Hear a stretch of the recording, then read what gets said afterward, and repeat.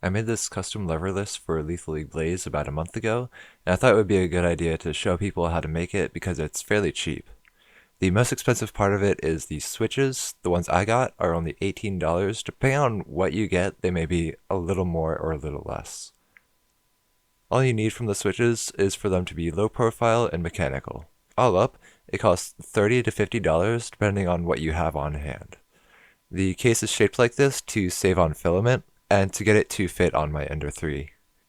The parts that took up the most filament were these flat parts, because they have to be solid through to prevent from breaking while you press on them. The walls aren't being pressed too hard, so they can be only 2 perimeters thick. My design is kind of just thrown together and isn't very well done, so I suggest you make your own if you want one that looks nicer. Maybe using acrylic or metal for the flat parts would look a lot nicer.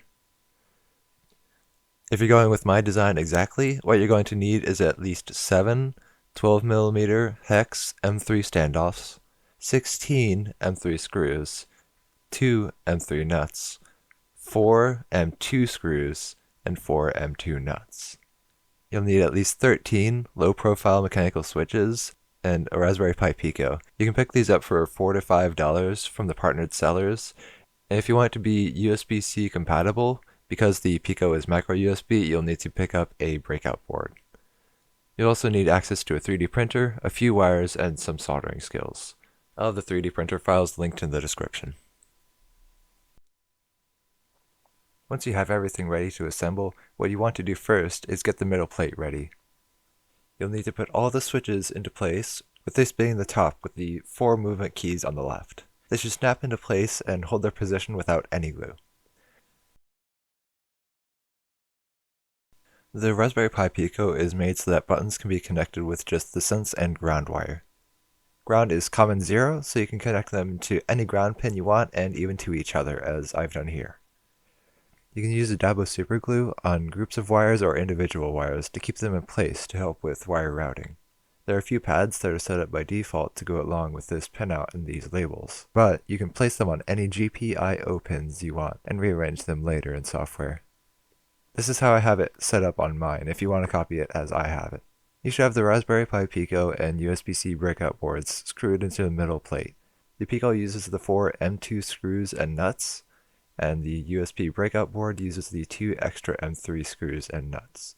Because the Pico has its USB data pads on the back, I had to model in a hole and route them through the top of the middle plate. For the USB pins, you want TP2 to go to data minus, TP3 to go to data plus, and TP1 will be the ground connection. On the front, you want to connect the 5V input to V bus, as that is before the step down to the 3.3V system voltage. Once you get everything wired up properly, it's time to go to your computer to flash the firmware. Go to the GP2040CE website.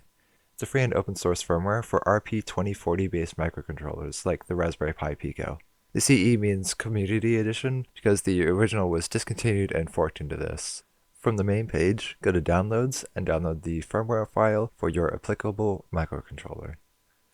I'm using the Raspberry Pi Pico, so I'll download that. You'll get a .uf2 file with the name of your microcontroller. This is the firmware that will let your Pico look like a regular controller to your computer. Once you get that downloaded, you'll want to flash it to your microcontroller. You can use either port, but I suggest you use the USB-C to make sure you wired it properly. I've got one of my other Picos here as an example for flashing. You have to press this boot cell button while you plug it in, then the Pico will show up as a drive to your computer. Drop the .uf2 file into the drive and unplug it. As you plug it back in, hold the top right button. This is the one connected to pin 17 or S2. Go to the IP on the GP2040 website. Your controller will act as a local web host so you can configure it. If you don't see this page when you go to the IP, first, make sure that you connected the USB-C port properly. If so, you can try holding the button again and replugging it. If it still doesn't work, check that you downloaded the correct firmware and reflash it to your microcontroller. Once you know that you have flashed the firmware successfully, you can unplug it from the computer and continue assembling it. You may have to sand down this part or this part, it is too small. Slide the middle plate into the base at an angle. The ports stick out slightly so they can be more flush with the back. You can press down the standoff areas firmly because they are supported from below. The switches are also supported, and you should press all of them so they sit in their recesses properly. Once you have the middle plate in place, put in the 7 standoffs and screw them into place on the bottom of the controller.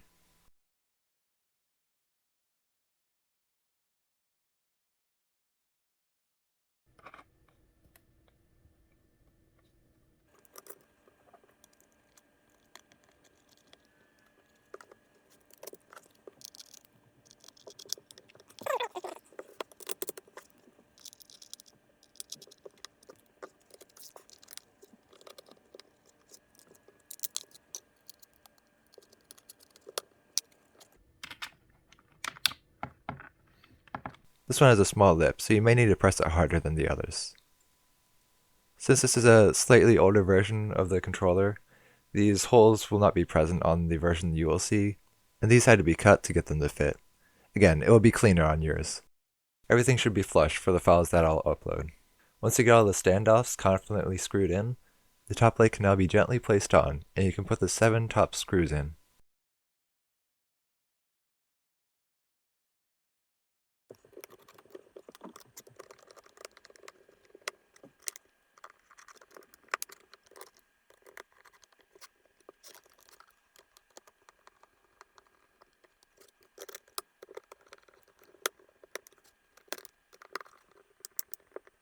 If the top plate didn't sit flush before you put the screws in, the force of putting them in should make it flush with the side.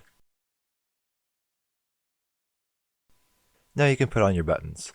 Because of tolerancing issues, you may have to put some tape on the inside or outside of each of the stems. If they are loose, they'll fall out like this one does.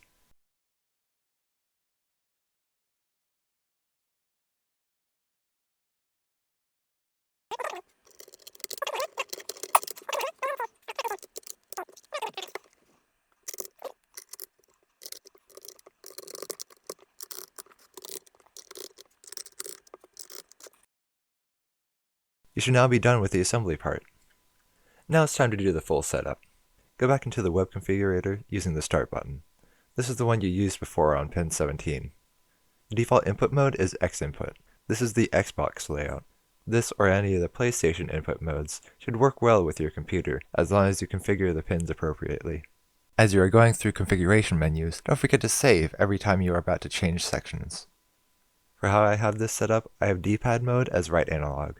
This is so I can have the nice and bring it taunts for a Sonata special. You can change the boot mode on startup by holding down the appropriate button when plugging it in. You can add any hotkeys you want. For me, the function key doesn't seem to be working properly, so your mileage may vary.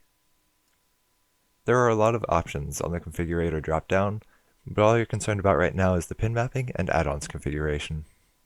If you set up your pins to be the same as mine, you can copy this and have your LLB layout match the one on screen.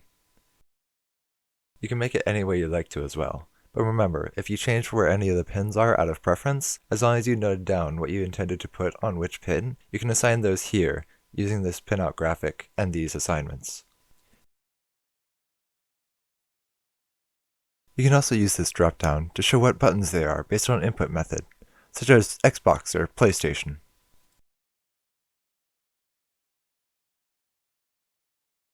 If you forget what button is connected to what pin, you can use this pin viewer to check those one at a time. Now look back at the Configuration tab and go to the Add-ons Configuration option. Scroll down to Dual Directional Input. If you set up your pins like mine, this is how you can use 2 virtual sticks for directions. Each of my DDI up, down, right, and left are assigned in the pin mapper as such, and regular up and down are assigned as the right stick by setting the regular D-pad input to be right analog.